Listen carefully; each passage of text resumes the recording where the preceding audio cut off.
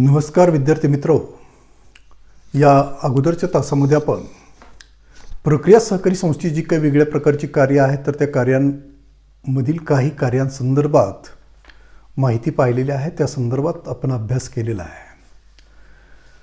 या अगोदरच्या तासामध्ये शेवटचं कार्य आपण पाहिलेलं होतं की पीक संरक्षणाबाबत मार्गदर्शन.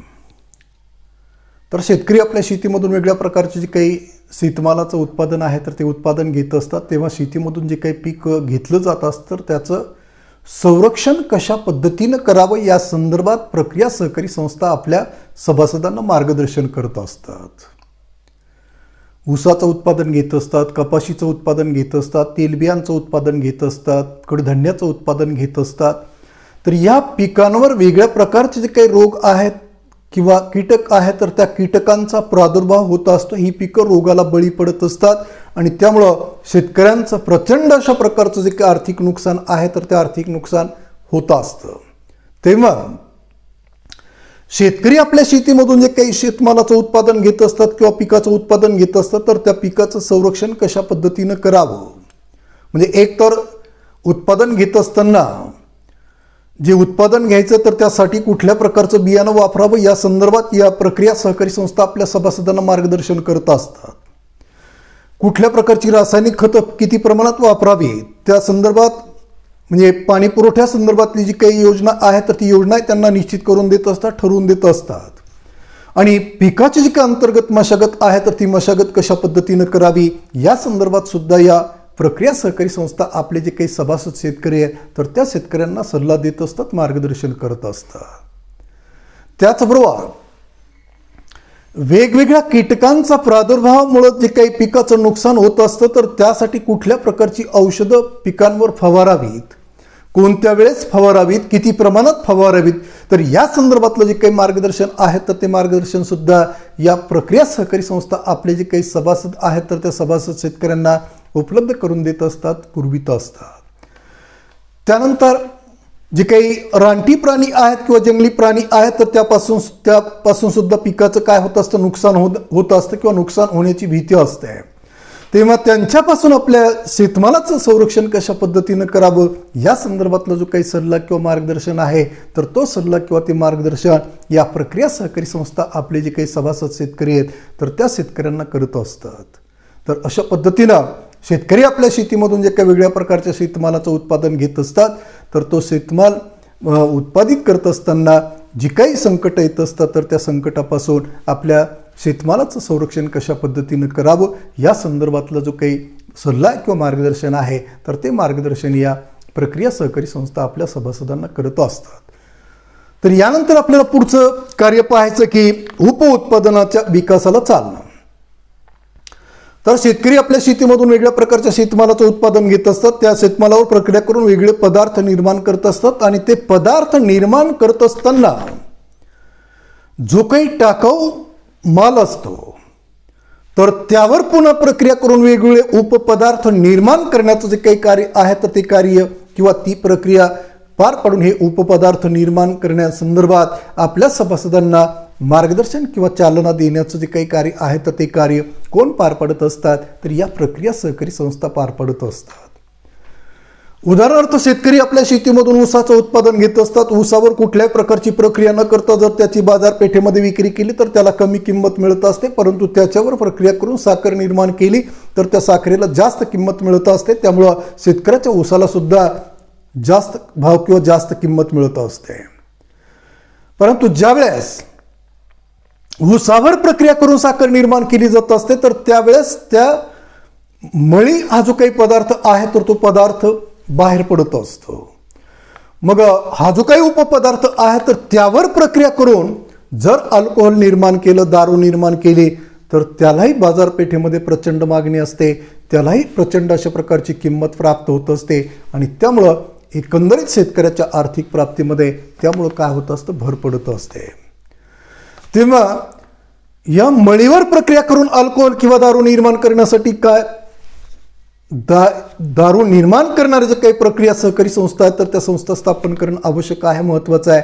म्हणून या साखर कारखाने काय करत असतात तर तशा प्रकारचे या मळीवर प्रक्रिया करून अल्कोहोल किंवा दारू निर्माण करण्यासंदर्भातील ज्या काही प्रक्रिया संस्था आहेत तर त्या संस्थांची उभारणी करत असतात आणि त्या मळीवर प्रक्रिया करून काय करत असतात तर अल्कोहोल किंवा दारू निर्माण करत असतात आणि त्यामुळं शेतकऱ्यांच्या शेतमालाला आणखी जास्त किंमत मिळण्यासाठी त्याची मदत होत असते. त्यानंतर कापसावर प्रक्रिया करून आपण पाहिलं की सूत तयार केलं जात असतं, कापड तयार केलं जात असतं, परंतु ज्यावेळेस कापसावर प्रक्रिया केली जात असते तर त्यावेळेस त्या कापसामधली काय केली जात असते सरकी वेगळी केली जात असते. मग या सरकीवर प्रक्रिया करून जर तेल निर्माण केलं तर त्या तेलाला सुद्धा बाजारपेठेमध्ये प्रचंड अशा प्रकारची मागणी असते आणि मागणी असल्यामुळं त्याला किंमतही चांगली मिळत असते आणि त्यामुळं निश्चित शेतकऱ्याच्या कापसाला काय होत असतं जास्त भाव मिळणं शक्य होतं असतं. तेव्हा अशा प्रकारचे जे काही टाकाऊ पदार्थ आहेत म्हणजे शेतमालावर प्रक्रिया करत असताना जे काही आपल्याला पदार्थ निर्माण करायचे तर ते पदार्थ निर्माण करत असताना जे काही टाकाऊ पदार्थ असतात तर त्या पदार्थांवर पुन्हा प्रक्रिया करून जर उपपदार्थ निर्माण केले तर त्यालाही बाजारपेठेमध्ये प्रचंड मागणी असते आणि त्यामुळे शेतकऱ्याचा जो काही शेतमाल आहे तर त्या शेतमालाला आणखी किंमत जास्त मिळणं शक्य होतं असतं. तर अशा पद्धतीनं म्हणजे ऊसावर प्रक्रिया करून ज्यावेळेस साखर निर्माण केली जात असते तर त्यावेळेस त्या ऊसाची जी काही चोथरी आहे किंवा चिपाटं आहे तर ती चिपाटं जी काही शिल्लक राहत असतं तर त्याच्यावर प्रक्रिया करून आपल्याला काय करता येत असतं कागद निर्माण करता येत असतो. तर अशा प्रकारचे जे काही टाकाऊ पदार्थ आहेत तर त्या पदार्थांवर पुन्हा प्रक्रिया करून असे वेगळ्या प्रकारचे जे काही उपपदार्थ आहेत किंवा उपउत्पादनं आहेत तर ती उपउत्पादनं आपल्याला घेता येत असतात आणि या उपउत्पादनामुळे काय होत असतं तर शेतकऱ्याचा जो काही शेतमाल आहे तर त्या शेतमालाला जास्तीत जास्त किंमत मिळणं शक्य होतं असतं. तेव्हा अशा प्रकारचे जे काही उपउत्पादनं आहेत तर ती उपउत्पादनं निर्माण करण्यासाठी या प्रक्रिया सहकारी संस्था काय करत असतात तर चालना देत असतात किंवा त्यांचा विकास घडून आणण्याचं जे काही कार्य आहे तर ते कार्य या प्रक्रिया सहकारी संस्था पार पाडत असतात. त्यानंतर पुढचं कार्य आहे कर्ज पुरवठा करणे. तर या ज्या काही प्रक्रिया सहकारी संस्था तर त्या संस्था काय करत असतात आपल्या शेतकऱ्यांना शेतमालाचं उत्पादन घेता यावं तेही प्रचंड उत्पादन घेता यावं यासाठी आधुनिक पद्धतीनं शेती करता यावी, शेतीमधून प्रचंड उत्पादन मिळावं यासाठी कशाची आवश्यकता असते मग भांडवलाची आवश्यकता असते, निधीची आवश्यकता असते. मग या प्रक्रिया सहकारी संस्था काय करत असतात तर पतपुरवठा करणाऱ्या ज्या काही संस्था आहेत किंवा सहकारी बँका तर त्या बँकांकडून काय करत असतात तर आपले जे काही सभासद शेतकरी आहेत तर त्या शेतकऱ्यांना पीक कर्ज उपलब्ध करून देण्याची जी काही सुविधा आहे तर ती सुविधा पुरवित असतात. म्हणजे ऊसाचं बियाणं खरेदी करण्यासाठी किंवा कपाशीचं बियाणं खरेदी करण्यासाठी किंवा तेलबियांचं बियाणं खरेदी करण्यासाठी काय करत असतात तर कर्ज पुरवठा उपलब्ध करून देत असतात. जास्तीत जास्त उत्पादन मिळावं म्हणून काय रासायनिक खतांचा वापर करणं आवश्यक आहे, रोगांपासून पिकाचं संरक्षण व्हावं म्हणून वेगळ्या प्रकारची जी काही कीटकनाशकं आहेत तर ती कीटकनाशकं पिकांवर फवारणं आवश्यक असतं, महत्त्वाचं असतं.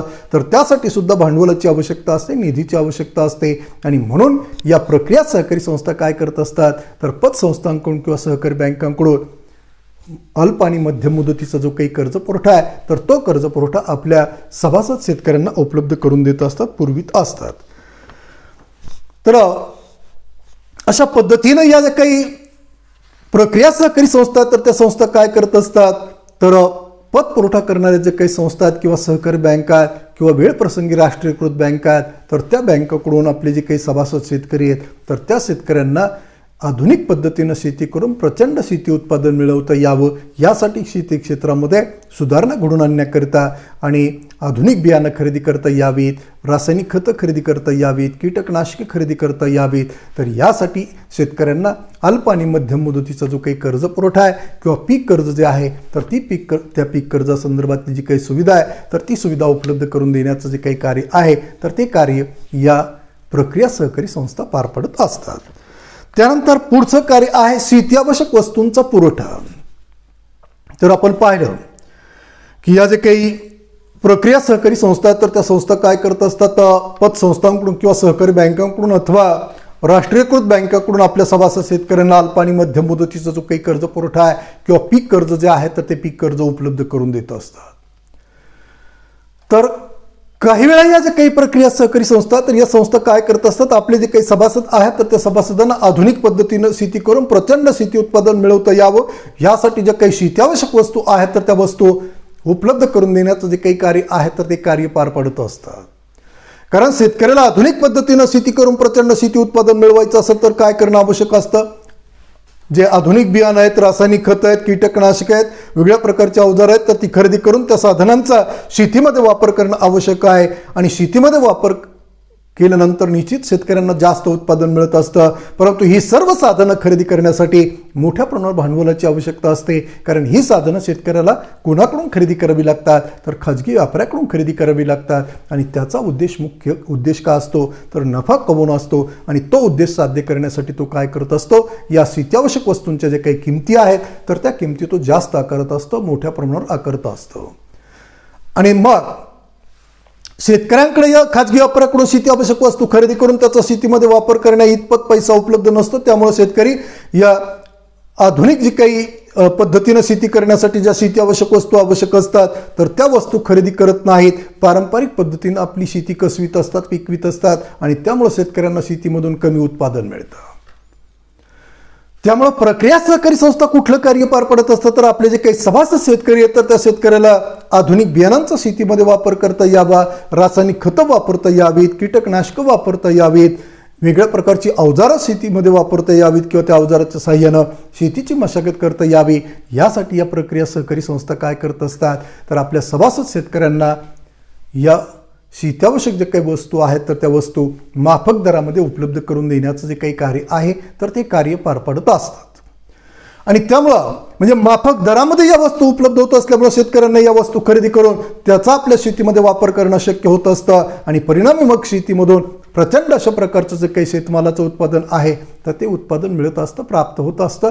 तर यासाठीच म्हणजे शेतकऱ्यांच्या शेतमालामध्ये किंवा शेती उत्पादनामध्ये वाढ घडून यावी, शेतकऱ्यांचा विकास घडून यावा, शेती क्षेत्राचा विकास घडून यावा, यासाठी या जे काही प्रक्रिया सहकारी संस्था आहेत तर त्या संस्था आपले जे काही सभासद आहेत तर त्या सभासदांना काय करत असतात, तर अनेक वेळा शेतीआवश्यक जे काही वस्तू आहेत तर त्या वस्तू माफक दरामध्ये उपलब्ध करून देण्याचं जे काही कार्य आहे तर ते कार्य पार पाडत असतात. त्यानंतर पुढचं कार्य आहे उत्पादन वाढीसाठी विकासी योजना तयार करणे. तर शेतकरी आपल्या शेतीमधून वेगळ्या प्रकारच्या शेतमालाचं उत्पादन घेत असतात. तर या उत्पादनामध्ये वाढ घडून यावी यासाठी वेगळ्या प्रकारचे जे काही विकासी योजना आहेत तर त्या विकास योजना राबवण्याचं जे काही कार्य आहे तर ते कार्य प्रक्रिया सहकारी संस्था पार पाडत असतात. शेतकरी आपल्या शेतीमधून ऊसाचं उत्पादन घेत असतात, कापसाचं उत्पादन घेतात, तेलबियांचं उत्पादन घेतात, कडधान्याचं उत्पादन घेतात. अशा विविध प्रकारचे जे काही शेतमाल आहे तर त्या शेतमालाचं उत्पादन घेत असतात. तेव्हा शेतीमधून जास्तीत जास्त उत्पादन मिळावं यासाठी कुठलं बियाणं शेतीमध्ये वापरावं, कुठली रासायनिक खतं किती प्रमाणात वापरावीत, कोणती कीटकनाशके केव्हा किती प्रमाणात वापरावीत, तर या संदर्भात अनेक वेळा शेतकऱ्यांना ज्ञान नसतं. म्हणून या प्रक्रिया सहकारी संस्था काय करत असतात, तर आपल्या सभासदांचे जे काही मेळावे आहेत तर ते मेळावे आयोजित करत असतात. आणि मेळाव्याच्या माध्यमातून सभासद एकत्र आल्यानंतर ज्या तज्ज्ञ व्यक्ती आहेत तर त्या तज्ज्ञ व्यक्तींना आमंत्रित करत असतात. आणि त्या तज्ज्ञ व्यक्तींमार्फत शेतकऱ्यांना काय करत असतात, तर कुठली बियाणं वापरावीत, कुठली रासायनिक खतं वापरावीत, ती किती प्रमाणात वापरावीत, कुठली कीटकनाशकं वापरावीत, ती केव्हा आणि किती प्रमाणात वापरावीत, तर या संदर्भातलं जे काही मार्गदर्शन आहे तर ते मार्गदर्शन शेतकऱ्यांना करत असतात. आणि त्यामुळं निश्चित शेती क्षेत्राचा जो काही विकास आहे तर तो विकास घडून येण्यासाठी त्याची मदत होत असते. त्याचबरोबर ह्या जे काही प्रक्रिया सहकारी संस्था तर या प्रक्रिया सहकारी संस्था उपसा जलसिंचन योजना सारखी जी काही योजना आहे, विकास योजना आहे, तर ती योजना राबवण्यासंदर्भात सुद्धा काय करत असतात, तर आपले जे काही सभासद शेतकरी आहेत तर त्या शेतकऱ्यांना मार्गदर्शन करत असतात, सल्ला देत असतात. म्हणजे जवळच जर एखादा मोठा तलाव असेल तर त्या तलावामधलं पाणी आपल्या शेतीपर्यंत वाहून आणलं आणि आपली त्या ठिकाणी मग जी काही जिरायत शेती असते तर ती जिरायत शेती काय होत असते, बागायत होत असते. आणि मग जिरायत शेतीपेक्षा बागायत शेतीमधून मिळणार जे काही उत्पादन आहे तर ते उत्पादन निश्चित कसं असतं, जास्त असतं. म्हणून या प्रक्रिया सहकारी संस्था काय करत असतात, तर अशा प्रकारची जी काही उपसा जलसिंचन योजनेसारखी जी काही विकास योजना आहे तर ती योजना राबवण्यासंदर्भात शेतकऱ्यांना मार्गदर्शन करत असतात. त्यासाठी आवश्यक असणारा निधी किंवा आवश्यक असणारं जे काही भांडवल आहे तर ते भांडवल कोणत्या वित्तीय संस्थांकडून कशा पद्धतीनं मिळवावं या संदर्भात सुद्धा मार्गदर्शन करत असतात आणि शेतकऱ्यांना तो निधी उपलब्ध व्हावा यासाठी वेळोवेळी त्यांना सहकार्य करत असतात. आणि अशा प्रकारची जी काही उपसा जलसिंचन योजना आहे तर ती योजना राबवून शेतकऱ्यांच्या शेती व्यवसायाचा जो काही विकास आहे तर तो विकास घडून आणण्याचं जे काही कार्य आहे तर ते कार्य या प्रक्रिया सहकारी संस्था पार पडत असतात. त्यानंतर कंपोस्ट खत हा जो काही प्रकार आहे तर त्या कंपोस्ट खताची निर्मिती केली आणि त्याचा जर आपल्या शेतीमध्ये वापर केला किंवा पिकासाठी जर ते खत उपलब्ध करून दिला तर निश्चित शेतकऱ्यांना शेतीमधून जास्त उत्पादन मिळत असतं आणि हे खत निर्माण करण्यासाठी अत्यल्प खर्च येत असतो. तेव्हा या प्रक्रिया सहकारी संस्था आपले जे काही सभासद आहेत तर त्या सभासदांना काय करत असतात तर अशा प्रकारचे जे काही कंपोस्ट खत निर्मिती आहे तर ती निर्मिती करण्यासंदर्भात मार्गदर्शन करत असतात. त्यानंतर शेतीमधून जास्तीत जास्त उत्पादन मिळावं यासाठी ठिबक सिंचन योजना जी आहे किंवा तुषार सिंचन योजना जी आहे तर ती योजना राबवण्यासंदर्भात सुद्धा शेतकऱ्यांना काय करत असतात तर मार्गदर्शन करत असतात. तर असे ठिबक सिंचन योजना किंवा तुषार सिंचन योजना राबवण्यासाठी जो निधी किंवा भांडवल आवश्यक असतं तर तेही वित्तीय संस्थांकडून उपलब्ध करून देण्यासंदर्भात मार्गदर्शन करत असतात किंवा सल्ला देत असतात किंवा सहकार्य करत असतात. आणि ते मार्गदर्शन केल्यामुळं शेतकरी निश्चित काय करत असतात तर तुषार सिंचन योजना किंवा ठिबक सिंचन पद्धतीचा अवलंब करून शेतीमधून प्रचंड अशा प्रकारचं जे काही शेतमालाचं उत्पादन आहे तर ते उत्पादन घेत असतात. तर अशा विविध प्रकारचे जे काही शेतमालाच्या शेती व्यवसायाच्या विकासासंदर्भातल्या जे काही योजना आहेत तर त्या योजना राबवण्याचं जे काही कार्य आहे तर ते कार्य या प्रक्रिया सहकारी संस्था पार पडत असतात. आणि त्यामुळे निश्चित शेतकऱ्यांचा जो काही विकास आहे तर तो विकास घडून येण्यासाठी त्याची मदत होत असते. त्यानंतर शेवटचं कार्य या प्रक्रिया सहकारी संस्था पार पडत असतात मार्गदर्शन व प्रशिक्षण. तर प्रक्रिया सहकारी संस्था आपले जे काही सभासद आहेत तर त्या सभासदांना वेळोवेळी वेगळ्या बाबींसंदर्भात मार्गदर्शन करत असतात. म्हणजे आधुनिक पद्धतीनं शेती करून प्रचंड शेती उत्पादन कशा पद्धतीनं मिळवावं, कुठली बियाणं वापरावीत, कुठली खतं वापरावीत, कुठली कीटकनाशकं वापरावीत, किती प्रमाणात वापरावीत या संदर्भात काय करत असतात सभासद शेतकऱ्यांना मार्गदर्शन करत असतात, सल्ला देत असतात.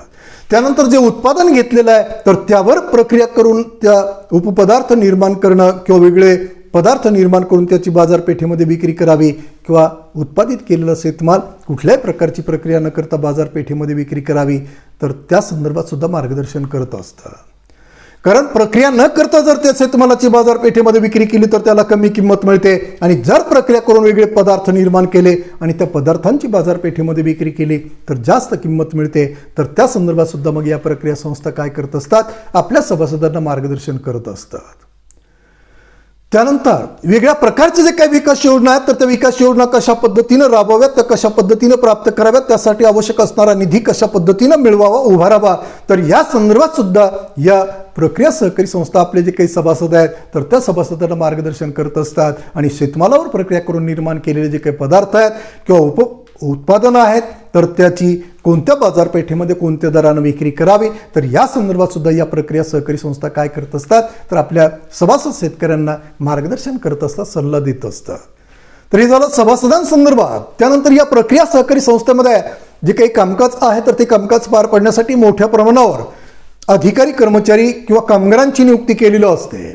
तेव्हा या नियुक्त केलेल्या अधिकाऱ्यांना, कर्मचाऱ्यांना किंवा कामगारांना आपल्यावर सोपवलेली जबाबदारी, आपल्याला विभागून दिलेलं जे काही कामकाज आहे तर ते कामकाज चांगल्या पद्धतीनं पार पाडता यावं, व्यवस्थितरित्या पार पाडता यावं, सुरळीतपणे पार पाडता यावं यासाठी त्यांच्या कामासंदर्भात त्यांना वेळोवेळी प्रशिक्षण देण्याचं जे काही कार्य आहे तर ते कार्य या प्रक्रिया सहकारी संस्था पार पाडत असतात. तर हे प्रशिक्षण दिल्यामुळं निश्चित हे कामगार प्रशिक्षित होत असतात आणि मग आपल्यावर सोपवलेली जबाबदारी किंवा आपल्याला विभागून दिलेलं जे काही कामकाज आहे तर ते कामकाज ते अगदी नियमानुसार वेळेच्या वेळी सुरळीतपणे पार पाडू शकतात किंवा पार पडत असतात. तर यासाठी या अधिकाऱ्यांना, कर्मचाऱ्यांना प्रशिक्षणाची जी काही सुविधा आहे तर ती सुविधा उपलब्ध करून देण्याचं जे काही कार्य आहे तर ते कार्य कोण पार पडत असतात तर या प्रक्रिया सहकारी संस्था पार पडत असतात. म्हणजे प्रशिक्षण संस्थेची स्वतः उभारणी करत असतात किंवा ज्या ठिकाणी प्रशिक्षण संस्था आहे तर त्या ठिकाणी आपल्या कर्मचाऱ्यांना पाठवून त्यांना त्यांच्या कामासंदर्भात प्रशिक्षण देण्याचं जे काही कार्य आहे तर ते कार्य प्रक्रिया सहकारी संस्था पार पाडत असतात. तर अशा पद्धतीनं या प्रक्रिया सहकारी संस्था आपले जे काही सभासद आहेत तर त्या सभासदांसाठी वेगळ्या प्रकारची जी काही कार्य आहेत तर ती कार्य पार पाडत असतात.